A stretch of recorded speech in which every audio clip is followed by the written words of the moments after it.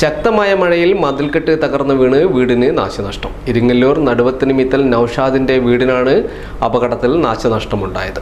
ഒളവണ്ണ പഞ്ചായത്തിലെ 1-ാം വാർഡ് ഇരിങ്ങല്ലൂരിൽ നടുവത്തിനിമിത്തൽ നൌഷാദിന്റെ വീടിന് മുകളിലേക്ക് സമീപത്തെ ഉയർന്ന പറമ്പിന്റെ കെട്ട് തകർന്നു വീണാണ് അപകടം. അയൽവാസിയായ നടുവത്തിനിമിത്തൽ മുരളിയുടെ വീട് നിൽക്കുന്ന പറമ്പിന്റെ ഉയരത്തിലുള്ള മതിൽക്കെട്ടാണ് തകർന്നു വീണത്. ചെങ്കല്ലും മണ്ണും പതിച്ചതോടെ വീടിന്റെ അടുക്കള ഭാഗം തകർന്നു.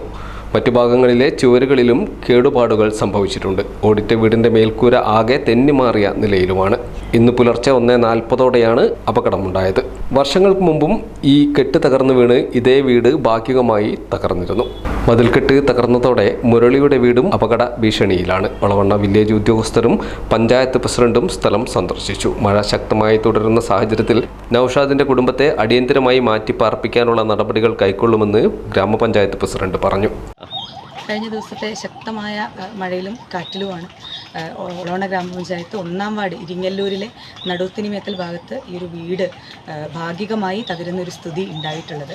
നേരത്തെ 2017 വീടിൻ്റെ ഈ ഒരു സൈഡ് ഭിത്തി ഇടിഞ്ഞ് വീടിൻ്റെ അടുക്കള ഭാഗവും ബാത്റൂമും ഉൾപ്പെടെയുള്ള ഭാഗങ്ങൾ ഇടിഞ്ഞിട്ടുണ്ടായിരുന്നു. പക്ഷേ ഈ കഴിഞ്ഞ ദിവസത്തെ മഴയിലും അതേ രീതിയിൽ തന്നെ പൂർണ്ണമായി മതിലിടിഞ്ഞ് വീടിൻ്റെ മുകളിലേക്ക് വീണ് വളരെ മോശം സ്ഥിതിയിലേക്ക് വീട് മാറിയിട്ടുണ്ട്.